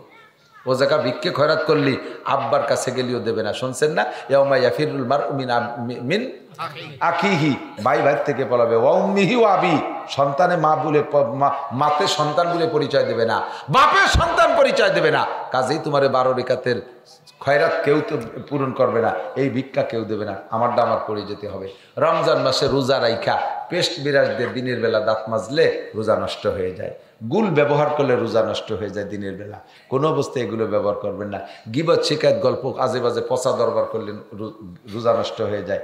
খুব নিট অ্যান্ড ক্লিন, পরিষ্কার পরিচ্ছন্ন একটা রোজা আল্লাহকে দেবেন। আল্লাহ কয় তোমাকে আমি নিজ হাতে 500 বছর গালে উঠাইয়া ইফতার খাওয়াবো, 500 বছর তোমার মুখে উঠে আমি ইফতার খাবো, তুমি আমার একটা পরিষ্কার রোজা নিয়ে এসো আমার জন্য। পারা যাবে তো ইনশাআল্লাহ? এবার সারাদিন রোজা রয়েছেন, গলা সমান ইফতার খাইয়ে গোড়ই পারছেন সাবে আদারের মতো শীতে। নামাজ পড়তে যাবি না? মাগরিবের নামাজ? কথা কয় না, রোজা ছিলাম। ওর সাথে কথা কয়নি, সে তো রোজা ছিল, এই জন্য মাগরিবের নামাজ পড়তে কোয়া যাবে না। খাইয়ে দিয়ে গলা সমান নাক সমান খাইয়ে শীতে শিখেছে, তারাবির নামাজ পড়তে যাবি না? কথা কয় না, রোজা ছিলাম। কথাই বলা যাবে না, রোজা ছিল। ওর গায়ে সোয়াই দেওয়া যাচ্ছে না, সেরাত সেরাত করে আগুন ধরে যাচ্ছে, শয়তানি যত। হুজুর বলেন কামিন সাইমিন লাইসালামিন সিয়ামিল্লা জমা, হাজার হাজার রোজাদার আছে যাদের রোজায় শুধু ক্ষুধার পিপাসার কষ্ট ছাড়া 1 পয়সারও লাভ নাই। তারা কারা? ইয়াসুমুন ওয়ালা ইউসাল্লুন, রোজা রাখে অথচ নামাজ পড়ে না। আছে না এরকম বহুত? কয় যে আমি 8 বছর বয়সে থেকে রোজা রাখা শুরু করছি, জীবনেও কোনোদিন, আমার আব্বা ছাড়ি দিচ্ছে তবু আমি ছাড়ি নেই। নামাজ কয় নামাজই খালি পড়ি নে। তো তুমি যে রোজা রাখছো 8 বছরেতে সব ভূতির উপসতে 1 পাইরও কিছু পাবা না। ইয়াসুমুন ওয়ালা ইউসাল্লুন, নামাজ পড়ে না, রোজা রাখে। ইয়াসুমুন ওয়ালা ইস্তারিবুন আল হালাল আনিল হারাম, হারাম হালাল বাছাই করে খায় না, যা পায় তাই খেয়ে, সুদে টাকায় দিয়ে সেহরি খায়, ঘুষির টাকায় দিয়ে ইফতার খায়। 40 প্রকারের ইফতার পালেন কোথায়? ছিলাম আজকে ডিউটি ছিল, রাস্তায় ট্রাকের সাথে মুসাফা করছে, আল্লাহ যথেষ্ট দিছে, ট্রাকের সাথে মুসাফা করছে। মুরিদরা পিচ্চাপের সাথে মুসাফা করে, আর হুন্ডা ট্রাকের সাথে মুসাফা করে পকেট ভরিয়ে, তাই দিয়ে 20 প্রকারের ইফতারি কিনে নিয়েছে। সুরা এই ইফতারি খাইছিস যেখান দিয়ে বাইরে, সেই জায়গায় দিয়ে বের করে চালু করেছে। বাংলা কলাম না কোন কোন জায়গায় দিয়ে বেরিয়ে যায়, সুদিয়া টাকা দিয়ে সেরি, ঘুষের টাকা দিয়ে ইফতারি, সুরা টাকা, গাঁজা এবার ফেন্সিডিল হিরোইন বেচা টাকা, টোন মন মারা টাকা, জাতির হক নষ্ট করা টাকা দিয়ে জম্মের খাইছো, বেশি দিন খাতি দেওয়া হবে না। সবগুলোকে মুহাজেরে ইন্ডিয়া, মুহাজেরে লন্ডন, মুহাজেরে সিঙ্গাপুর, বিভিন্ন দেশে হিজরত করতে পাঠাই দেবো, আর বেশি দিন খাতি দেবো না। কথা কোন ঠিক না? আরে এক দলের কথা শুনে হাসিয়ে দাও, তুমিও ইবরাত গ্রহণ করো, ওখান থেকে উপদেশ নাও। কোন চাষি বা কম সালুন খার জম, সব চাষিরে চিনি, কেউ মারতি কম মাওরা মারো না সুযোগ পাইলে। দেখতেছি তো চোখের সামনে, সতর্ক হয়ে যাও। একদলের কাছ থেকে আরেক দল শিক্ষা গ্রহণ করো। বাড়াবাড়ি করবা, আল্লাহ তাআলা পচা কুয়োর মধ্যে চুববে। কথা কন না কেন? বাড়াবাড়ি করবা, আল্লাহ তাআলা নিরস্ত্র মানুষের হাতে পচা কুয়োর মধ্যে চুববে। সতর্ক হয়ে যাও। হারাম খাইও না, তোমার মতো এরকম হারাম খাওয়া ইবাদত আমি চাই না। যে কয়জন গরিব মানুষ আছে, তোরা কোনো মতো ডাইল চাল খুদকুড়ো খেয়ে রোজা থাক, আমি তাতেই খুশি আছি। ওই বড় লোকের রোজা বাদ দেয়। এমনি দিন সে রোজা নাই, চেয়ারম্যানের বাড়ি ইফতারির দাওয়াত, সেই দিন যে আগের থেকে আর মেশাক টেশাক গুছিয়ে টুছিয়ে বেরিয়ে দিয়েছে। তো রোজা কয় যে চেয়ারম্যানের বাড়ি দাওয়াত দেশে, রোজা না তাই করি কি? তাহলে এই রোজা আল্লাহ কইলে রোজা থাকতে আল্লাহর বাড়ি দাওয়াত, সে দাওয়াত খার রোজা তাও না, চেয়ারম্যানের বাড়ির বিরিয়ানি খার রোজা রয়েছে। সুরা ভালো করে মনে রাখেন, মসজিদের ইমাম সাহেব যারা ইমামতি করে, ইমাম সাহেবরা খেয়াল করবেন, মসজিদের ইমাম সাহেব যদি ইমাম সাহেব তো নামাজ পড়ায় 5,000, 7,000, 10,000, 20,000, 50,000, বাংলাদেশে ঢাকা শহরে বড় বড় পয়সাওয়ালা ইমাম আছে। যে হারেই বেতন পেয়ে ইমামতি করেন না কেন, ইমামের নামাজ যদি ভুল হয়, পিছনে যত মুসল্লি আছে সকলের নামাজই ভুল। জোহরের নামাজ পড়াইছে ইমাম সাহেব, ইমামের জোহরের নামাজ হয় নাই। এই মসজিদে যদি 500 মুসল্লি থাকে, 500 মুসল্লির নামাজই হয় নাই, কিয়ামতের ময়দানে আল্লাহ পাক তারিখ দইরা ডাক দেবে, এই অমুক মসজিদের, বাইতুল মামুর মসজিদের, বাইতুল নূর মসজিদের মুসল্লিরা এদিকে আসো, তোমাদের জোহরের নামাজ দেখাও। এক এক করে ডাকবে আর দেখবে আব্দুল খালেক মোল্লা, মালেক মোল্লা, জামাল কামাল, লালটু বল্টু, জুয়েল টুয়েল টুলু লুলু, সবাইরে ডেকে ডেকে কবে জোহরের নামাজ দেখা। খাতায় দেখবেন আগে পরের নামাজ আছে, 29 তারিখ, 30 তারিখ, 31শে জানুয়ারি জোহরের নামাজ নাই। কি ব্যাপার, তোরা গোষ্ঠী শুধু জোহরের নামাজ মিস করলি কেন? জিয়াবত খাতি গেছিলি নাকি? জোহরের নামাজ কেউ পড়িস নাই, ঘটনা কি এক পড়া? কয় আল্লাহর কিরে আল্লাহ জোহরের নামাজ পড়ছি। বিশ্বাস না হয় ইমাম সাহেবের কাছে শোনো, ইমামই তো আমাকে পড়াইছে, ইমাম সাহেবের কাছে শোনো। এবার আল্লাহ বলবেন, তোমার মসজিদের মুসল্লিদের জোহরের নামাজ নাই কেন? কয় আল্লাহ নাই কেন তা তো করতে পারবো না, আমি তো পড়াইছি, ওরা তো সবাই পড়ছে, উপস্থিত সবাই ছিল, হয়তো তোমার ফেরেশতারা ভুল করে মেলাকে নাই। ফেরেশতারা বলবে, লা তুকাল্লিম, কথা কইস না, চুপ থাকবি, বাড়াবাড়ি করলে কিন্তু ইমাম সাহেব তোরে অ্যারেস্ট করবো। ফেরেশতাদেরকে আল্লাহ বলবেন, কি ব্যাপার, এদের জোহরের নামাজ লেখো নাই কেন? কয় আল্লাহ পড়ে নাই, তা লেখবো কি? কয় ওরা দি কয় একে অপরের সাক্ষী দেয়। ইমাম কয় আমি পড়াইছি, ওরা কয় ইমাম পড়াইছে, উভয় উভয়ের সাক্ষী, এখানে নামাজ নাই কেন? কয় আল্লাহ নামাজের সমস্যা হয়ে গেছে, ইমাম সাহেবেরই নামাজ হয় নাই। ইমাম সাহেবের জোহরের নামাজ হয় নাই কেন? ইমাম সাহেব ওযু বানাইছে, টেপের নিচে পা পাইতে ধরে টেপ চালাই দিয়ে পারে ডলা ঘষা করছে, 2 আঙ্গুলের মাঝখানে চিপার মধ্যে শুকনো, শীতকাল শুকাইছিল, ও জায়গা পানি পৌঁছাই নাই। ওই ইমাম সাহেবের সে জায়গা পানি না পৌঁছানোর কারণে ওযু হয় নাই। আর ইমামের ওযু হয় নাই বলে তার নামাজ হয় নাই, আর ইমামের নামাজ হয় নাই বলে পুরো গোষ্ঠী শুদ্ধ মার খাইছে। এবার এই খবর যখন মুসল্লিরা পাবেন, ওই জায়গায় স্লোগান শুরু করে দেবেন। আরো বাঙালি মুসলমান, একে তো হরতাল, ধর্মঘট ইত্যাদি করার অভ্যাস আছে। মানি নে মানবো না, ইমামের কাছে নামাজ চাই, জীবন ভরে বেতন দিছি, কত কিছু খাওয়াইছি, বড় বড় ডিম খাওয়াইছি, জম্মের কান খাওয়াইছি, হুজুরে কত টাকা পয়সা দিছি, এই হুজুর এইরকম মায়ের দেশে কথা মানতে রাজিরা, নামাজ চাই। জনগণ যখন চিল্লাপাল্লা করবে, আল্লাহ ফেরেশতাদেরকে বলবে আগে পাবলিক ঠেকাও। কয় আল্লাহ এরা খালি মুহিত ঠেকতেছে না, কি দিয়ে ঠেকাবো? কয় ইমাম সাহেবের আমলনামা থেকে 500 ওয়াক্ত নামাজ এই 500 জনরে ভাগ করে দাও। পাবলিক ঠান্ডা করবে, ইমাম সাহেবের আমলনামা থেকে 500 ওয়াক্ত জোহরের নামাজ মুসল্লিদেরকে দিয়া। এবার ইমামরে ধরো, ইমামরে কিভাবে ধরবো? কয় ইমামের একা ওয়াক্ত, 500 ওয়াক্ত তো বাদ হয়ে গেছে, তার আমলনামা থেকে মাইনাস হয়ে গেছে 500 ওয়াক্ত। একা ওয়াক্তের জন্য 230 কোটি 40 লক্ষ বছর জাহান্নামে পুড়িয়ে তারপরে ইমাম বেহেশতে যাবে, মুসল্লিরা চলে যাক আগে আগে। এই কথা সব ইমামের জানা আছে, এই কথা সব ইমামেরই জানা আছে। কাজে ইমামরা কত সতর্কতার সাথে নামাজে দাঁড়ায়, খেয়াল করেন নাই? বাদাম খানার ওয়াজ শোনেন, তা কি কচু শুনবেন? কি জীবনে কিন্তু বাবের ভুষি খেয়েই তাই নেই বাদাম, এই সেই কচু এই জায়গা বুঝে খাতি হবে। একেবারে লজ্জা। উঠে যাও দেখবেন যে জায়গায় জায়গায় টুল্লা টুল্লা খুশা রয়েছে। একসাথে দুই কাজ জীবনে করে দিন ভালো না, বিশেষ করে মুখের কাজ আর কানের কাজ, এই দুনিয়া একসাথে হবে না।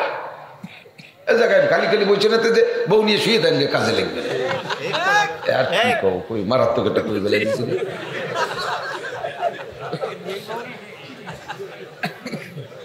না করে পারি নাই, তুই কইছি যা কব কইছি, ফেরত হবে না।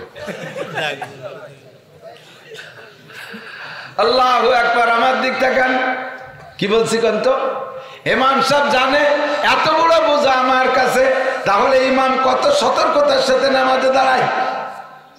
নবী পাক সাল্লাল্লাহু আলাইহি সাল্লাতু ওয়াস সালামের মতো ইমাম কি জগতে এসেছে আর আসবে? আল্লাহু আকবার। আসরের নামাজ 2 রাকাত পড়ে হুজুর সালাম ফিরিয়ে দিয়েছে। সালাম ফিরানোর পরে 3 রাকাত পড়ে সালাম ফিরিয়ে দিয়েছে। 2 রাকাত না, 3 রাকাত। 3 রাকাত পড়ে সালাম ফিরিয়ে দিয়েছে। পিছনে সাহাবায়ে কেরাম নীরবে বসে রয়েছে, চুপ করে কথা কয় না।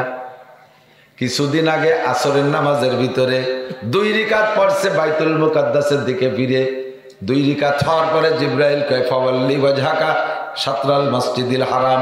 হুজুর এই নামাজের মধ্যে আপনি কিবলা পাল্টায় দেন, এখন থেকে নামাজ পড়বেন কাবা ঘরের দিকে। মসজিদটা ছিল এমন, যারা দেখছেন হাজী সাহেবরা মসজিদে জুল কিবলাতাইন মদিনায়, মসজিদে যাইয়া মসজিদটা ছিল বাইতুল মুকাদ্দাসের দিকে, এই দিক ছিল মেহরাব।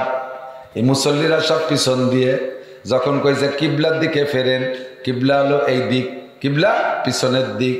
এখন ওই জায়গা দাঁড়ায় যদি পিছনের দিক ফেরে তো মুসল্লিরা সামনে হয়ে যায়, ইমাম সাহেব পিছনে, মুসল্লি সামনে, নামাজ হবে নাকি?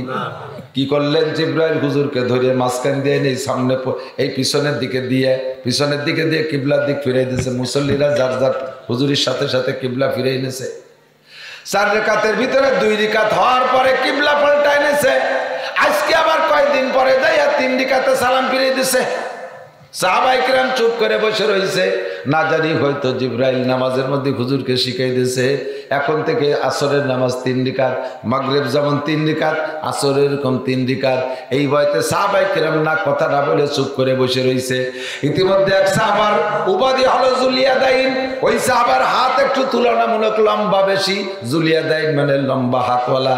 ওই সাহাবা সাহস করে দাঁড়ায় গেছে, দাঁড়ায় বলতেছে ইয়া রাসূলুল্লাহ আকুসিরাতিস সালাতু আম নাসিতা। হুজুর নামাজ কি আল্লাহ কুমাইয়া 3 রাকাত ফরজ করছে আসরে, নাকি আপনি ভুলিয়ে 3 রাকাত পড়াইছেন? হুজুর জবাব দিলেন আমা নাসিতু আমা কুসিরাত, আল্লাহ নামাজ কুমায় দেয় নাই, আমিও নামাজ ভুলে 3 রাকাত পড়াই নাই। হুজুরের বিশ্বাস যে 4 রাকাতই পড়াইছেন, হুজুরের বিশ্বাস 4 রাকাতই পড়াইছে। এই জন্য হুজুর বলেন আল্লাহ নামাজ কমায় দেয় নাই, আমিও নামাজ কম পড়ি নাই। হুজুর যখন স্বাভাবিক মিজাজে জবাব দিয়েছে, ধমক দিয়ে জবাব দেন নাই। বাকি সাহাবায়ে কেরাম সাহস পেয়ে গেছে, কয় হুজুর আল্লাহ ইম্মা কুসিরাত ওয়া ইম্মা নাসিতা, আল্লাহর কসম হয় আপনি ভুলে 3 রাকাত পড়াইছেন, নইলে আল্লাহ কমায় দিয়েছে। ঘটনা কিন্তু যে কোনো একটা ঘটে গেছে, নামাজ কিন্তু 4 রাকাত হয় নাই। হুজুর যখন দেখলেন সব সাহাবায়ে একদিকে সাক্ষী দিয়েছে, আর কথা না বাড়ায় দাঁড়ায় গেলেন, ফাকামা দাঁড়ায় গেলেন, ওয়াসাল্লা রাকাতান, আর 1 রাকাত পড়লেন। এরপরে সুজদা দিয়ে নামাজকে সুন্দর কমপ্লিট করলেন। এরপরে হুজুর সালাম ফিরে বলতেছে দেখো তো তোমাদের কার ওযু হয় নেই, তোমাদের কার ওযু হয় নেই। সাহাবায়ে কিরাম তল্লাশিতে নেমে পড়লেন, দেখলেন একেবারে পিছনের কাতারের লাস্টে যেই মুসল্লি সাহাবী আছে, উনি জামাত ধরবে বিদায় তাড়াহুড়া করে ওযু বানাইছে, পায়ের এই গোড়ালি এই জায়গা একটু নিচে বেশি, ওই জায়গা শুকনো, ওখানে পানি পৌঁছাই নাই।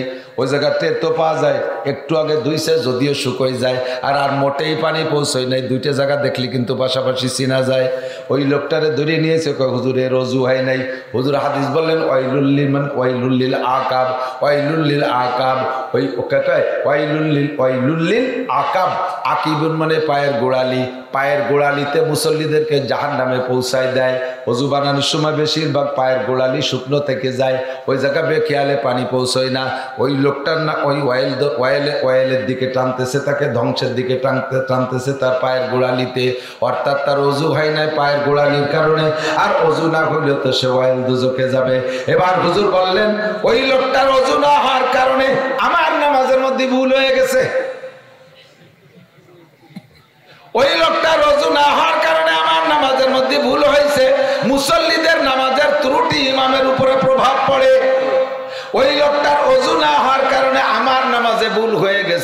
ও দোস্ত রসুলে পাকের মতো এত বড় ইমাম মুসল্লিদের একজনের কারণে যদি সেই ইমামের পর প্রভাব পড়ে, আমাদের মসজিদের মুসল্লিদের অবস্থা কি? আরে ওযু তো দূরের কথা, ফরজ গোসল তাই ঠিক মতো আদায় করছে কিনা তার ঠিক নাই, আইসে নামাজে দাঁড়াই গেছে, কাজেই ইমামের নামাজের মধ্যে ভুল হইতে পারে কি পারে না? ইমাম সাহেব শত সতর্কতার সাথে দাঁড়াইয়া নামাজ পড়ায় যাতে এই বোঝা আমার কাঁধে কিয়ামতে না ওঠে। তারপরও মাঝে মাঝে ইমাম সাহেবরা সজদা দেয় কি দেয় না? দেয় না? বহু ইমামরা সজদা দিতে দেখি, আমি নিজেও ইমামতি করলে মাঝে মাঝে দেই, কিন্তু আমি জীবনেও কোনোদিন পাবলিক মুসল্লিরে সজদা দিতে দেখলাম না। ইমামের ভুল হয়, ইমাম সজদা দেয়, পাবলিক মুসল্লিকে ভুল হয় না। পাবলিক পুরুষরা যদিও দুই একজন জানে শুনে দেয়, মহিলাকে কোনোদিন সজদা দিতে দেখছেন বলে ক্ষতি পারবেন না। বাড়ির মহিলার যারা নামাজ পড়ে ওনাকে জীবনে ওয়াজিব তর কয় না, ওয়াজিব জানেই না।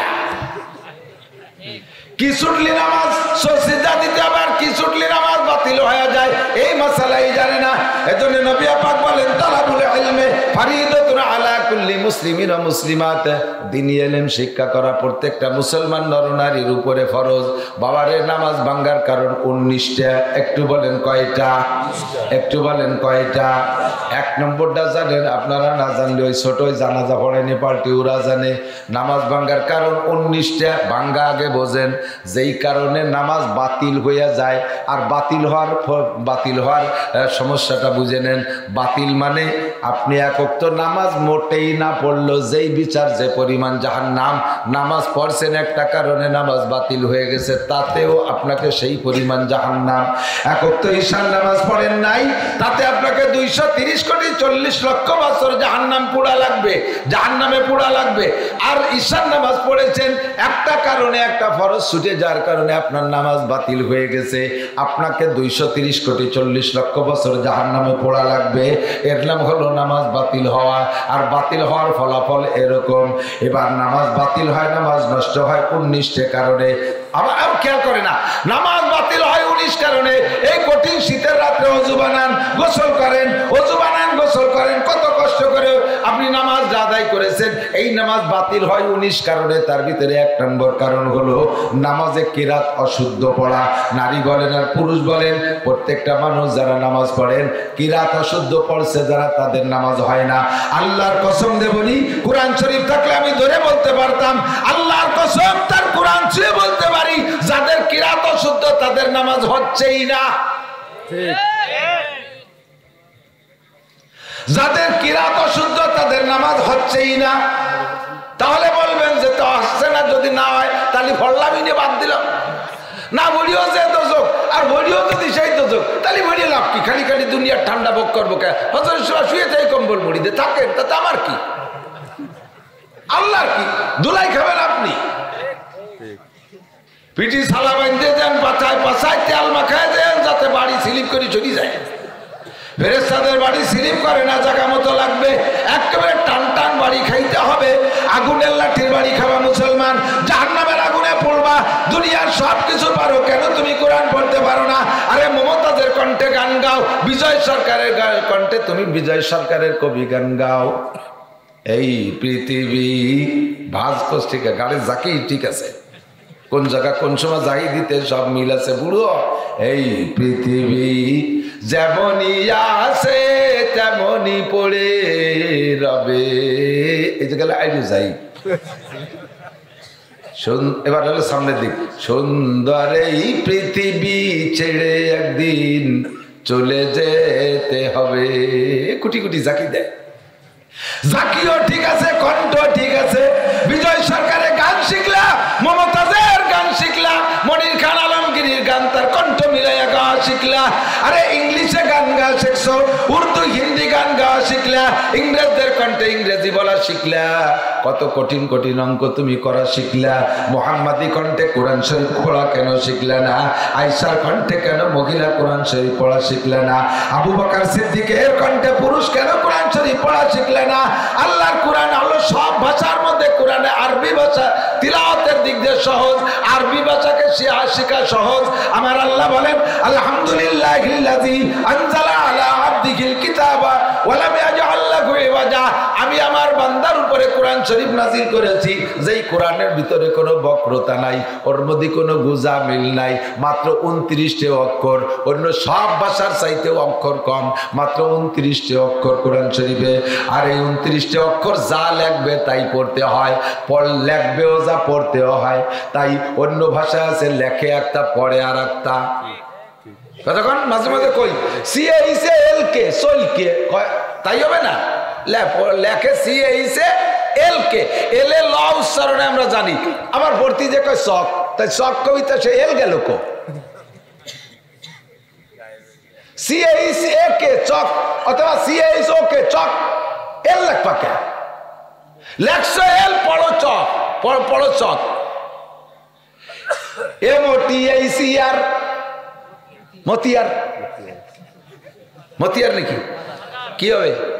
কে মাদার কব, কে মতিয়ার কব? হ্যাঁ, টিআইওএন, টিআইওএন টন বা টিওন, সে জায়গা হয় সন। লেখে ট পড়ে স, লেখে জ পড়ে গ। তা যদি সব জায়গা জ্বর জিরে গ পড়তো তাহলে একটা কথা ছিল। বার্গার লেখতে জি দিয়ে লেখে, সে জায়গা পড়ে বার্গার, খাবার বার্গার। আবার রং যে বার্জার, ওটাও লেখে জি দিয়ে, সে জায়গা পড়ে জি। এক জায়গায় জি, এক জায়গায় জি রে জ পড়ে, আর এক জায়গায় জি রে গ পড়ে, এক জায়গায় টি রে ট পড়ে, এক জায়গায় টি রে ত পড়ে, আর এক জায়গায় টি রে দ পড়ে, আর এক জায়গায় টি রে স পড়ে। এত আইরিও বাইরিও বানা করলি তা সে কিভাবে? ওই ইংরেজি ভাষার ভিতরে এইরকম উল্টো পাল্টা, বাংলায়ও গুজামিল আছে। এদিক তাকান, আমার গোপালগঞ্জি কই গঞ্জ, গঞ্জ, গঞ্জ লিখতে শেষের অক্ষর বানান করেন দি কি দিয়ে, কি দিয়ে ক বানান মানান জানলে লেখতি আর ভর্তি আয়। বাংলা বানান করতে আপনি হেরে যাবেন। গঞ্জ লিখতি গ, তারপরে ইয়ের সাথে জ, ইয়ের সাথে সংযোগ দিয়ে জ, তাতে হয় গঞ্জ। তাহলে ইয়েতে তো ইয়ে হবে, ইয়েতে ইয়ে হবে। যেমন ময়ের শিকারে মি, ইয়ে, ইয়ের সাথে আকার কি হয়? মিয়া। ভয়ের শিকারে বু, রস্যই, ইয়ের সাথে আকার বুইয়া, তাই না? তো ইয়ে ইয়ে হবে। তো এ জায়গায় ইয়ে ন লোকেন, গঞ্জ লিখতে তো ন লাগবে, সে ন কো। ইয়ের সাথে জ দিলি গঞ্জ হবে কে? তোমার বাংলার মধ্যে হাজারো গোজামিল আছে। ব্রাহ্মণ, ব্রাহ্মণ লেখে কি দিয়ে? পদ্মা, পদ্মা লেখো কি দিয়ে? প, ওই দু দিয়ে দ দেবো, নয় দর সাথে জ ফালা দেবো। লেখে প দ, দর সাথে ম ফালা দিয়ে আকার লিখবো, লিখলাম পদ্মা, পড়বো তো পদ্মা, তা তো বড় না, ঠিক না? হাজারো গুজামিল সব ভাষার ভিতরে, আল্লাহর কোরআনের ভিতরে গুজামিল নাই। সব লেখে সিন পড়ি না, সিন লেখে সা পড়ি না, দত লেখে দাল পড়ি না, দাল লেখে দত পড়ি না, লাম লেখে কাপ পড়ি না, কাপ লেখে কাপি পড়ি, লাম লেখে লামই পড়বি, মিম লেখে মিমি পড়বা। এত সুন্দর সহজ ভাষা, জীবনে 70টা বছর কাটাই দিলে কোরআন শরীফটা পড়া শিখলে না। মুসলমান আলহামদুলিল্লাহ ইন্টারভিউ নিলে এর মধ্যে 99% পাবলিক ফেল করবেন, 99% পাবলিক ফেল করবেন।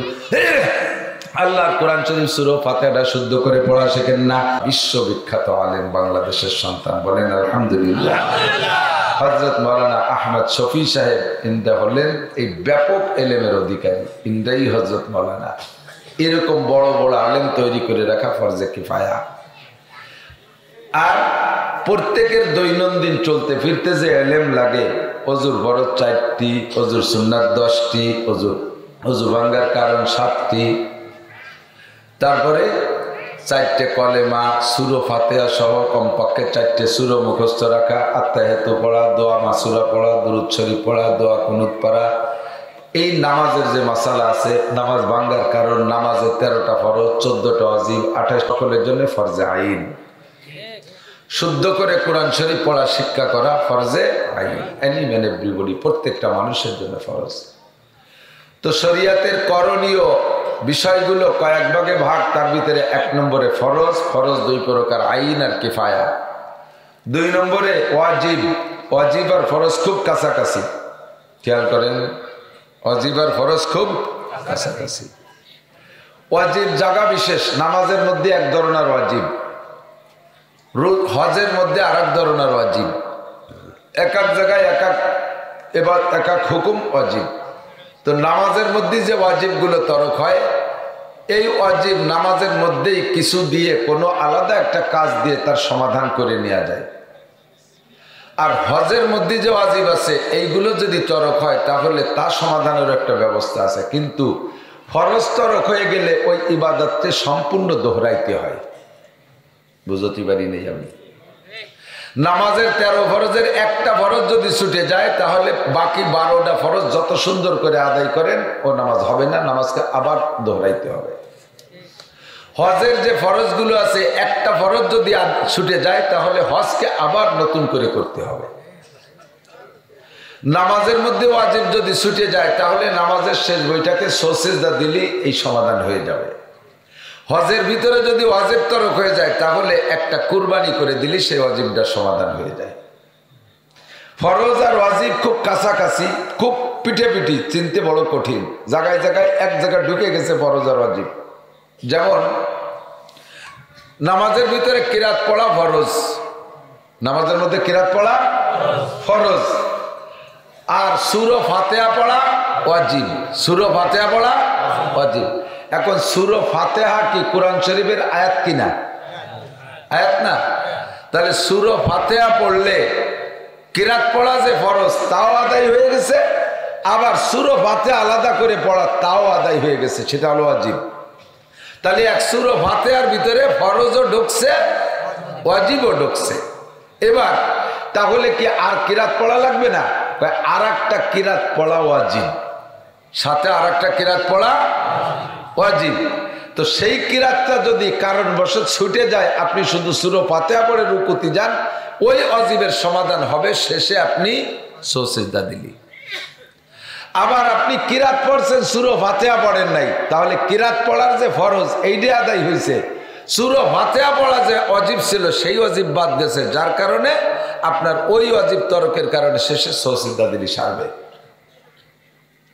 কথা কি বোঝা যাচ্ছে?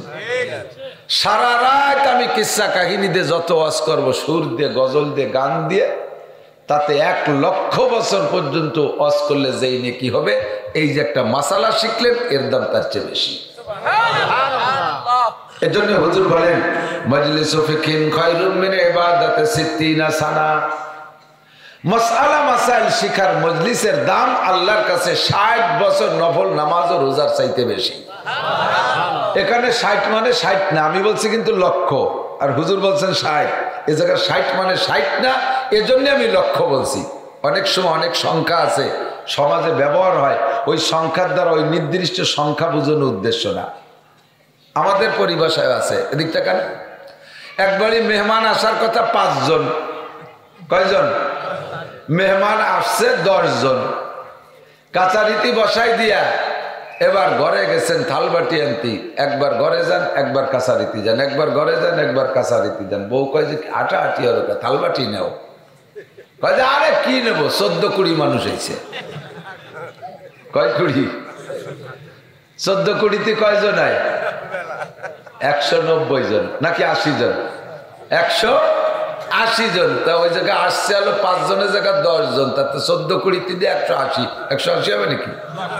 এ জায়গায় 14-20 করার উদ্দেশ্য হলো সীমা লঙ্ঘন করছে, অতিরিক্ত আসছে, অধিক সংখ্যা বোঝানোর উদ্দেশ্য। সূরা কদরের ফজিলত, লাইলাতুল কদরি খায়রুম মিন আলফি শাহর। শবে কদর একটা রাত, যেই রাত্রে এক রাত্রে ইবাদত করলে আপনার আমলনামায় 1000 মাস ইবাদতের নেকি দেওয়া হয়। এ জায়গা 1000 মাস মানে 84 বছর 4 মাস না, 1000 মাস হলো হাজার হাজার মাস। হাজার হাজার মাস ইবাদত করলে যেই নাকি লাইলাতুল কদর এক রাত ইবাদত করলে তার চেয়ে বেশি নাকি। বলি সুবহানাল্লাহ। নবী পাক বলেছেন একটা মাসালা শুনলে শিখলে আপনার আমলনামায় 60 বছর নফল নামাজ ও রোজার নেকি। এখানে 60 মানে 60 না, 60 মানে হাজার হাজার বছর নফল নামাজ ও নফল রোজার নেকি। কারণ কিয়ামতের ময়দানে আল্লাহ পাক একটা নফলও জিজ্ঞেস করবে না, আপনাকে জিজ্ঞেস করবে না সবে মেরাজ উপলক্ষে রোজা রেখেছিলেন কিনা, সবে বরাত উপলক্ষে রোজা রেখেছিলে কিনা। ও বান্দা, তুমি নফল নামাজ কত পড়েছো? 20 রাকাত তাহাজ্জুদের নামাজ পড়েছো কিনা? করেছো কিনা।